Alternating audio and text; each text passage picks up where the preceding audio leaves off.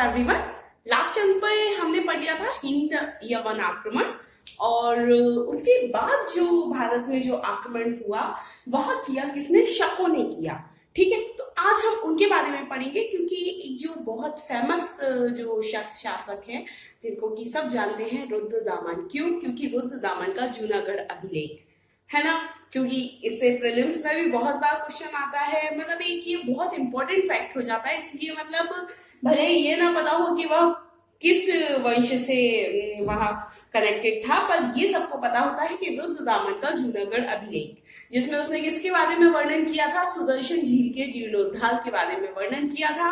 और दूसरी क्या इंपॉर्टेंट चीज आ जाती है उसमें कि वह शुद्ध संस्कृत में लिखा हुआ पहला इतना लंबा अभिलेख था, है ना, कि वह प्योर बिल्कुल संस्कृत में लिखा हुआ था। तो मतलब उससे ये भी पता चलता है कि रुद्रदामन जो था वह संस्कृत का प्रेमी था। ठीक है, तो इसलिए भी ये थोड़ा इंपॉर्टेंट हो जाता है। तो चलिए हम पढ़ लेते हैं। हमने जब हिंद यवन आक्रमण पढ़ा था तो उसने क्या पढ़ा था कि यवन जो थे मुख्यतः कहां से आए थे? बैक्ट्रिया से आए थे। मध्य एशिया के बैक्ट्रिया से वो आए थे और भारत पर उन्होंने आक्रमण किया। उसके बाद जो आक्रमण हुआ भारत पे वह किया शकों ने। ठीक है, आपको याद होगा जब हमने सातवाहन वंश पढ़ा था तो उसमें भी हमने थोड़ा सा एक जो सातवाहन वंश का एक शासक था और शकों के राजा से उसकी लड़ाई हुई थी और उसके बाद शकों ने बहुत 2-3 क्षेत्र उससे छीन लिए थे। ये हमने उसमें पढ़ा था। ठीक है, तो यहाँ पर भी उनका उल्लेख थोड़ा सा आएगा। ठीक है, तो शक जो मुख्यतः अगर बात की जाए कि शक कहाँ से आए थे, जैसे कि जब हमने हिंद यवन आक्रमण पढ़ा था तो हमने उसमें देखा था कि वह कहाँ से आए थे, कि वह बैक्ट्रिया से आए थे, मध्य एशिया के बैक्ट्रिया से। ठीक है, तो शक जो है मुख्यतः ऐसा माना जाता है कि वह पूर्वी ईरान के क्षेत्रों से भारत आए थे। कहाँ से आए थे? पूर्वी ईरान के क्षेत्रों से। ये थोड़ा सा पूछा जाता है, प्रीलिम्स में ये क्वेश्चंस आ जाते हैं, तो थोड़ा सा हमने को ये ध्यान रखना पड़ेगा कि कौन कहाँ से आया था, क्योंकि उनका मूल निवास स्थान वहां से पूछ लिया जाता है कि वह कहाँ से होके फिर भारत आए थे। ठीक है, तो शक जो है भारत में पूर्वी ईरान के क्षेत्रों से आई थी। ठीक है, अब इनकी क्या थी? 5 शाखाएं रही भारत में। ठीक है, इन्होंने 5 जगह अपना शासन किया और 5 शाखाओं की राजधानी अलग अलग थी, जो कि भारत और अफगानिस्तान में थी। ठीक है, 5 शाखाएं थी और हर शाखा की राजधानी भारत और अफगानिस्तान में अलग अलग भाग में थी। अब कौन कौन सी 5 शाखाएं इनकी भारत में रही? अफगानिस्तान में, पंजाब में, मथुरा में, पश्चिम भारत में और ऊपरी दक्कन में। इन 5 जगहों पर इन्होंने अपना शासन किया, मतलब मुख्यतः, और इनकी राजधानी इन 5 जगह की अलग अलग थी। ठीक है, अफगानिस्तान, पंजाब, मथुरा, पश्चिम भारत और ऊपरी दक्कन। ठीक है, इसमें जो एक बहुत ज्यादा इंपॉर्टेंट आ जाता है कि 57-58 ईसा पूर्व एक उज्जैन का एक राजा था, उसने शकों को पराजित किया। ठीक है, उज्जैन के राजा ने शकों को पराजित किया और उसके बाद उस राजा ने विक्रमादित्य की उपाधि धारण कर ली। ठीक है, बहुत इंपॉर्टेंट फैक्ट है क्योंकि ये आता है कि किसको पराजित किया था? शकों को पराजित किया था। ठीक है, और अभी मतलब उसके नाम में थोड़ा सा कंफ्यूजन है, मतलब इनको क्लियर नहीं है कि किस राजा ने किया था। तो बस यहाँ पे आप ये याद रख लीजिए कि उस समय जो उज्जैन का राजा था उसने शकों को पराजित किया और उसने क्या किया? विक्रमादित्य की उपाधि धारण कर दी। ठीक है, और तभी से विक्रम संवत जो हिंदू कैलेंडर है, जो विक्रम संवत का स्टार्टिंग है, वह तभी से माना जाता है। आपको अगर याद भी होगा कि जो अपना जो ये वाला जो अंग्रेजी जो कैलेंडर चलता है उससे हिंदू कैलेंडर लगभग 57-58 वर्ष आगे रहता है। ठीक है, क्योंकि ये 57-58 ईसा पूर्व की बात है, मतलब जब से कैलेंडर स्टार्ट है उसके 57 साल या 58 साल पहले की बात है। ठीक है, तो ये 57 ईसा पूर्व से ही विक्रम संवत का प्रारंभ हो गया था। ठीक है, उस राजा ने, जो उज्जैन का राजा था, उसने शकों को पराजित किया। उसके बाद उसने विक्रमादित्य की उपाधि धारण कर ली और तभी से विक्रम संवत की शुरुआत हो गई।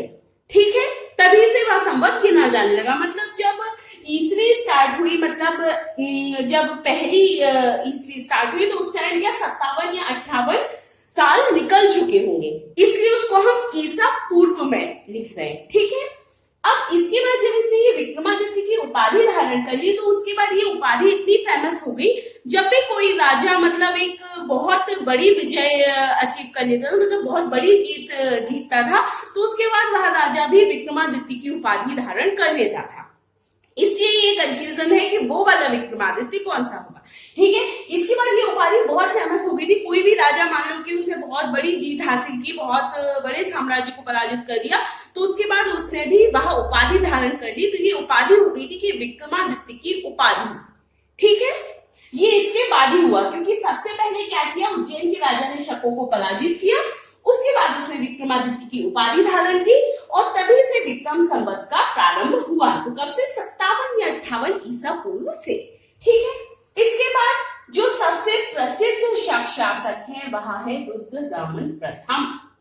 ठीक है, रुद्रदामन प्रथम जो है वह बहुत ज्ञानी था, बहुत कुशल शासक था, और उसके बारे में हमें जितनी भी जानकारी मिली है वह मुख्यतः कहां से मिली है? उसके जूनागढ़ अभिलेख से मिली है। ठीक है, वह विशुद्ध संस्कृत में लिखा हुआ पहला अभिलेख है, बहुत बड़ा अभिलेख है। उसमें उसने बहुत सारी चीजों का, बहुत सारी विजयों का भी उल्लेख किया है, कैसा शासन था इसका भी उल्लेख किया है। फिर जो सुदर्शन झील का जो जीर्णोद्धार उसने करवाया था उसका भी उल्लेख उसने किया है। और आपको याद होगा कि सुदर्शन झील का निर्माण कब हुआ था? वह हुआ था चंद्रगुप्त मौर्य के समय में, उसका निर्माण करवाया था चंद्रगुप्त मौर्य ने। और चूंकि इतना लंबा टाइम पीरियड हो गया था, फिर उसके बाद जब ये रुद्रदामन आया तब तक वह जीर्ण हो गई थी, तो उसका जीर्णोद्धार किसने करवाया था? रुद्रदामन ने करवाया था। ऐसा उसने अपने जूनागढ़ अभिलेख में खुदवाया है। ठीक है, तो चलिए इसीलिए हम इसको रुद्रदामन को थोड़ा डिटेल में पढ़ेंगे, क्योंकि इसमें आपको मेंस में भी क्वेश्चन आ सकता है, क्योंकि उसकी अचीवमेंट्स भी ज्यादा है। फिर उसके गुण क्या है, वह एक कैसा शासक था, किस तरीके से शासन करता था, वह सारी चीजें थोड़ी सी इंपॉर्टेंट हो जाती है, तो इसको हम थोड़ा सा डिटेल में पढ़ लेते हैं। चलिए, तो रुद्रदामन के बारे में ऐसा कहा जाता है कि वह जयदामन का पुत्र था, उस चष्टन का पौत्र था।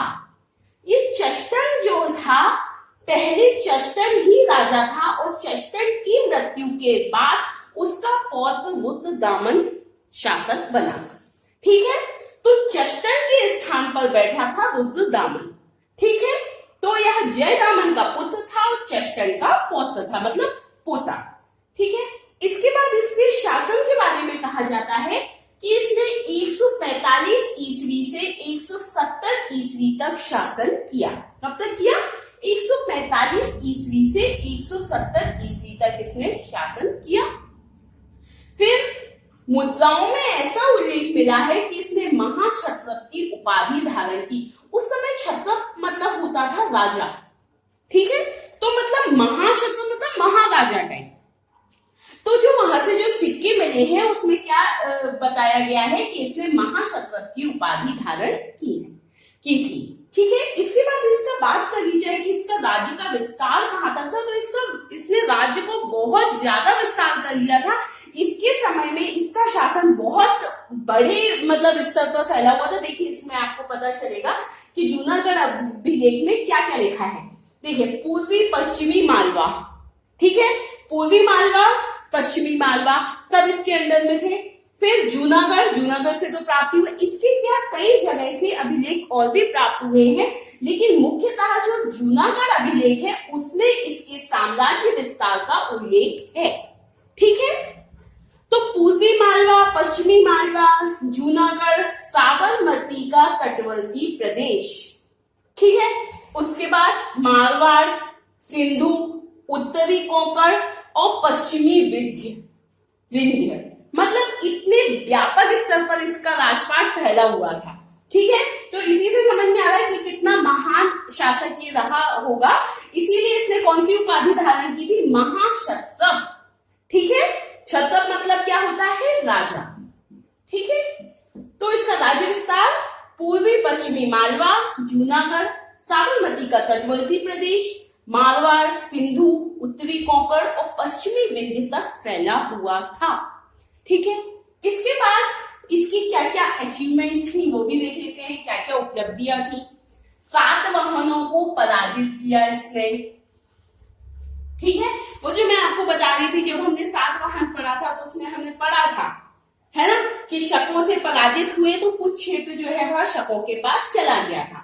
सातवाहनों को पराजित किया, फिर यौधेयों को पराजित किया और उनसे क्या, पूर्वी पंजाब इसने अपने शासन में मिला लिया। ठीक है, सातवाहनों को पराजित किया और योद्धाओं को पराजित किया। ये मतलब इसकी दो बहुत महान उपलब्धियां थी, इसलिए इनके बारे में इसके जूनागढ़ अभिलेख में अलग से लिखा हुआ है, इसलिए हम ये पढ़ रहे हैं। ठीक है, इसके बाद इसकी शासन व्यवस्था देख लें तो एक योग्य प्रशासक था ये। ठीक है, इसने साम्राज्य को प्रदेशों में बांट दिया था। ऐसा नहीं है कि मतलब पूरे पे इसी का कंट्रोल है, तो जैसा कि हमने देखा था कई सारे राजाओं के में कि क्या है कि इतना बड़ा साम्राज्य हो गया है तो उसको हैंडल ही नहीं कर पा रहे, तो इसने क्या किया था, प्रदेशों में बांट दिया था और उन प्रदेशों का जो प्रमुख होता था वह क्या कहलाता था, अमात्य कहलाता था, और उज्जैन को इसने राजधानी बनाया था। इसके बाद इसका थोड़ा सा और कुछ इंपॉर्टेंट है, अगर आपका क्वेश्चन में आ जाए कि रुद्रदमन का चरित्र लिखिए या रुद्रदमन के बारे में बताइए, तो आपको ये कुछ पॉइंट्स लिखने हैं जो मैं अब आपको बता रही हूँ। ये तो हमने कॉमन पूरा पढ़ लिया कि मतलब शकों के जो राजा हुए उनका राज्य विस्तार कहाँ तक था और जो प्रमुख था वह रुद्रदमन था, उसके बारे में थोड़ी सी बेसिक इंफॉर्मेशन पढ़ी। ये हम थोड़ा सा और इसके जो चरित्र के बारे में थोड़ा डिटेल में हम पढ़ेंगे। ठीक है, एक तो ये वीर योद्धा था, महान विजेता था। समझ में ही आता है कि योद्धा तो वीर हो गई, विजेता होगा तभी तो सातवाहनों को पराजित किया, योद्धेयों को पराजित किया और अपने साम्राज्य का विस्तार कितना कर लिया इसने। मतलब पूर्वी मालवा, पश्चिमी मालवा, जूनागढ़, साबरमती का तटीय प्रदेश, मारवाड़, सिंधु, उत्तरी कोंकण और पश्चिमी विंध्य तक इसने अपना राज्य फैला लिया था। ठीक है, तो इससे समझ में आ गया कि ये बहुत मतलब महान विजेता था, वीर योद्धा था, साम्राज्यवादी की तरह जिसने क्या अपना साम्राज्य का विस्तार किया। उसके बाद एक योग्य शासक था, मतलब ऐसा नहीं है कि बस निरंकुश है, बस हम राजा हैं, हमें तो बस अपना राजपाट बढ़ाना है, लेकिन प्रजा से कोई मतलब नहीं है। एक शासक कब एक योग्य शासक कहलाता है? ठीक है, वो साम्राज्य विस्तार तो कर ही रहा है, लेकिन जो उसकी प्रजा है वह उससे खुश है या नहीं, वह अपनी प्रजा को संतुष्ट कर रहा है या नहीं, तभी तो वह एक योग्य शासक कहलाएगा। नहीं तो फिर वो क्या कहलाएगा, एक चक्रवर्ती राजा कहलाएगा या वीर योद्धा कहलाएगा। अगर उसने अपना साम्राज्य विस्तार कर लिया तो फिर तो वीर योद्धा, वीर राजा, महापराक्रमी शासक कहलाएगा। लेकिन वह कुशल शासक कब कहलाएगा? जब वह अपनी प्रजा के हितों का भी ध्यान रखेगा, जब उसके समय में उसकी प्रजा सुखी होगी। ठीक है, तो इसके शासन में प्रजा को लुटेरों, चोर और हिंसक पशुओं आदि का कोई भय नहीं था। ठीक है, मतलब इसने इतनी अच्छी व्यवस्था कर रखी थी कि चोरी आदि इसके समय में नहीं होती थी, तो मतलब प्रजा एक तरीके से बिल्कुल निर्भय होकर रहती थी। ठीक है, इसके बाद क्यों, वैसे भी हम राजा आदि क्यों होते हैं, इसीलिए तो होते हैं, कोई भी राजा की अधिकता क्यों स्वीकार करता है कि हम यहाँ रह रहे हैं तो अब हमें कम से कम इस बाहरी आक्रमण से कोई खतरा नहीं होगा, है ना। तो प्रजा को न तो लुटेरों का, न चोरों का, न हिंसक पशुओं का कोई भय नहीं था। फिर ये भले ही वीर विजेता था, मतलब बहुत महान शासक था, इसने बहुत युद्ध लड़े, लेकिन उसके बाद भी ये शांति प्रेमी था। ठीक है, रुद्रदमन क्या था, शांति प्रेमी था। इसको व्यर्थ रक्तपात पसंद नहीं था, कि मतलब ऐसा नहीं है कि बहुत एक हिटलर टाइप का राजा है, कोई भी आया और उसको तलवार मार दी, मतलब व्यर्थ रक्तपात पसंद नहीं था।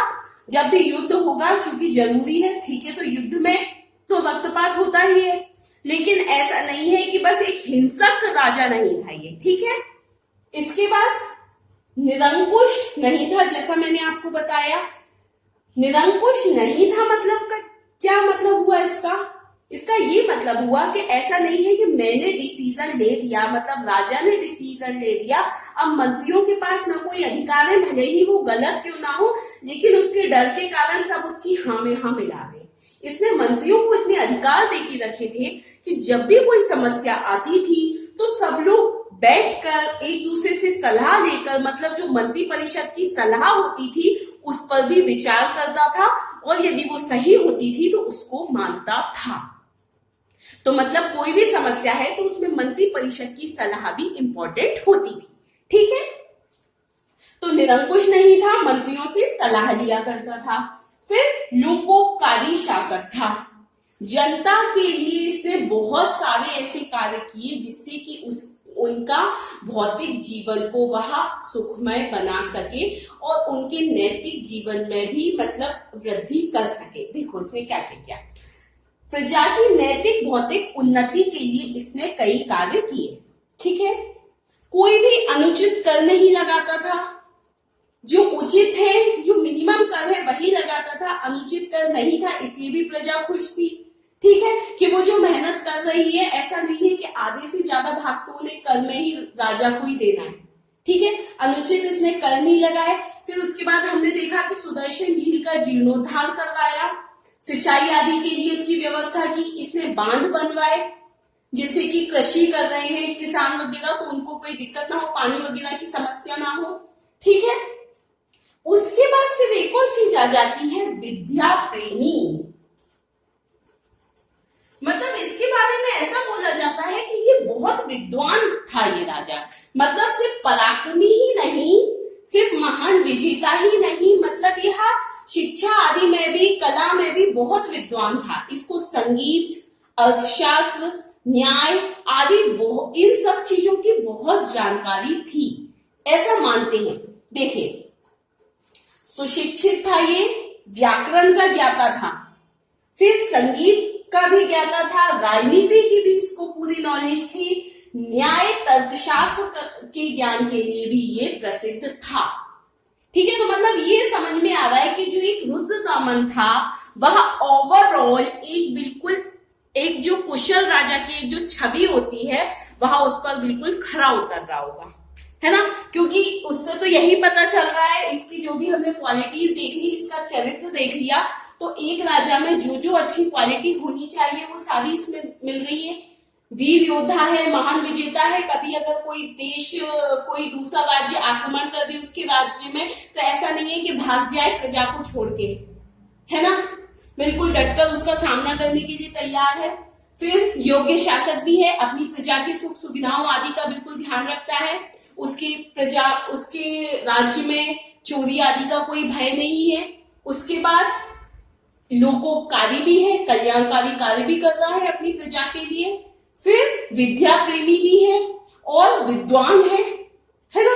तो इससे क्या समझ में आ रहा है, मतलब कि एक ओवरऑल बहुत कुशल शासक रहा होगा रुद्रदामन, इसलिए हमने इसको डिटेल में पढ़ा। इसकी जो जानकारी मिलती है वह मुख्यतः किससे मिलती है, रुद्रदामन के जूनागढ़ अभिलेख से। ये बहुत इंपॉर्टेंट है। इसमें दूसरा इंपॉर्टेंट फैक्ट क्या है कि यह विशुद्ध संस्कृत में लिखा हुआ सबसे बड़ा पहला अभिलेख है।